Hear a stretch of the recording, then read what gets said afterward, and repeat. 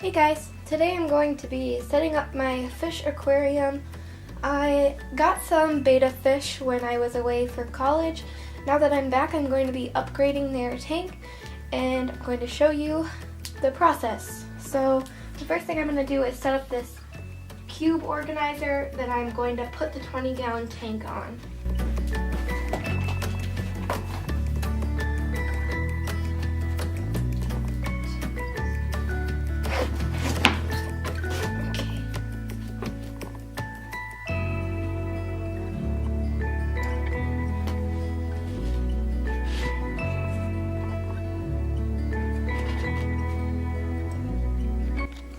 So now the stand is built and I have my 20-gallon tank on the stand. This tank I actually got from Haley from 101 Rabbits. She used to use it for her hermit crabs, but then she upgraded, so she gave me her tank. So now I'm going to put some substrate in it. What I have is called pool sand filter or something like that. I actually got a 50-pound bag of it from a local home goods store, whatever you want to call it, like a hardware store, for about $9. And then I just rinsed it out in this pail and I'm gonna put it in the aquarium.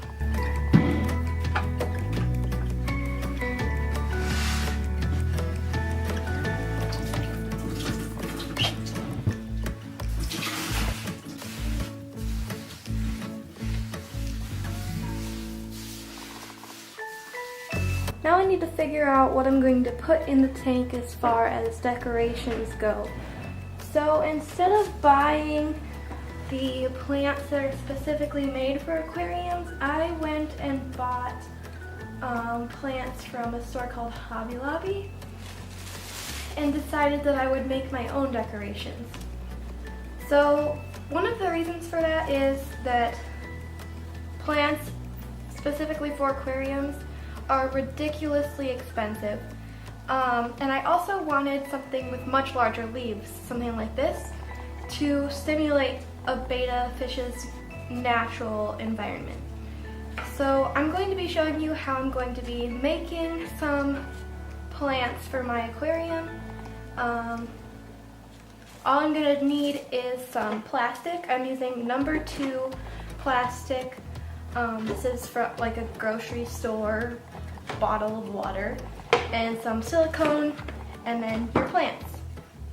When you choose your plants, just make sure that they don't have any really rough edges that could potentially hurt your betta fish, and then you're going to want to soak it in water before you put it in your aquarium, just to make sure that you get anything off of it that might potentially harm your fish.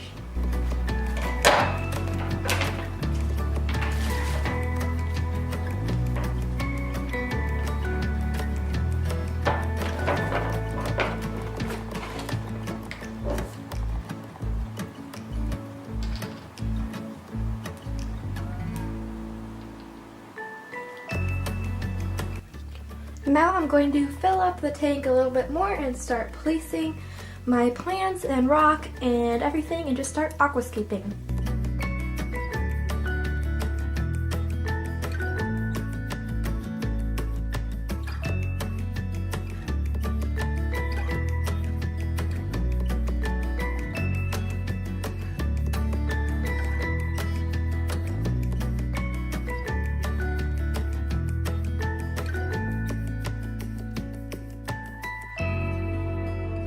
So the tank is completely set up now, and I just figured that I would show you guys what it looks like and update you on everything that happened. So I originally bought 3 of these fish when I was living in a dorm for college, and I kept them in a 2.5-gallon aquarium. I bought a male veil-tail betta fish, and then somebody informed me that I could keep him with female betta fish. So I went out and purchased 2 baby female betta fish from Petco, and everything seemed to be okay. Then I moved back home and I got this 20-gallon tank, and I started actually doing more research on keeping betta fish and I discovered that although my fish personally never really fought, it is actually a very stressful environment to keep male and female betta fish together. And they really are only supposed to be kept together if you are breeding, and you should not be breeding unless you are an experienced betta fish keeper. So what I did next was I created a sorority in this 20-gallon tank right here, and I moved Swimmy, my male veiltail, into a 5-gallon aquarium by himself. I observed him and realized that he really was not moving around at all. He kind of just would stay in one spot in the tank, and with 2.5 gallons being the minimum amount of space that a betta fish needs to be housed in, I decided for my own convenience, since I am going to be moving again shortly, and for some period of time my mom is going to be looking after all of my pets before I can move them, that for the time being it would be much more convenient for her if they were all housed in one single tank. So for the time being, Swimmy is on the right side, and he has about, I would say he is about a fifth of the tank or so that would be about 4 gallons. And he seems pretty happy in there. I haven't noticed any fin biting or anything like that. He's not flaring up the mesh. He's been totally perfect in there. And then once my circumstances allow, I will most likely move him back into his own aquarium, just because of some of the negative sides of housing fish in a shared aquarium. So I did some more research on betta sororities, and I learned that female bettas are also very aggressive. It is not just the males. And so in order to combat this, you should house sororities in a tank of 20 gallons or larger, and they should also have at least 5 female bettas to disperse some of the aggressiveness. They should also have a very, very densely planted tank to kind of block their view of one another. And so this is what I have come up with. All of my fish seem fairly content. The females are all very, very active. I haven't noticed much fighting between them. The first few days there was a bit of chasing, but now everything seems to be perfectly fine. So I'm just going to give you a little bit of a tour of the aquarium and show you guys their setup.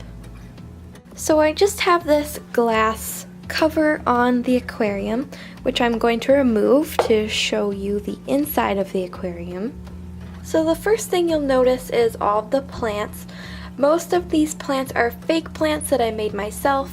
Some of them, these ones right here, are real. I will insert the name of it. I'm spacing on it right now, but these are all real. And the purpose of these is to allow the fish to have a place to come rest near the surface. So these are all the plants. As you can see, it is very densely planted. And then over in this corner, I have a heater, and then I have, this is a 20-gallon sponge filter right here. And then on the other side, I have another small little heater just to evenly disperse the heat, because I was noticing in the middle it was tending to be a little bit colder than on the edges. And even though the filters are running, and that is because the filters are at a very, very low setting, because betta fish do not like the movement of water, which is why I have another little tiny sponge filter in this corner, because I was trying to up the amount of filtering that I was getting without making too much of a flow to disturb them. So I also have a little thermometer right here that tells me the temperature in this corner, and then there is another one right here, and then I also have the little divider, as you can see right there. They also have a rock in there, and then they have a piece of driftwood. I've noticed the females really are enjoying this little cave right here in the rock. And then I also have this betta hammock, which they don't seem to use very much, but I put it in there just in case. So thank you guys so much for watching this video. I look forward to making more videos about how to care for your betta fish in the future. In the meantime, please feel free to leave any suggestions on what you would want to see, and don't forget to subscribe. Thanks for watching. Bye. Thanks for watching the video. Please subscribe and stay updated on our newer posts, and also check out animalhearted.com. They have plenty of different clothing articles as well as accessories for both you and your pet. And if you use our code, MyPets1031, you can receive 10% off your final purchase price.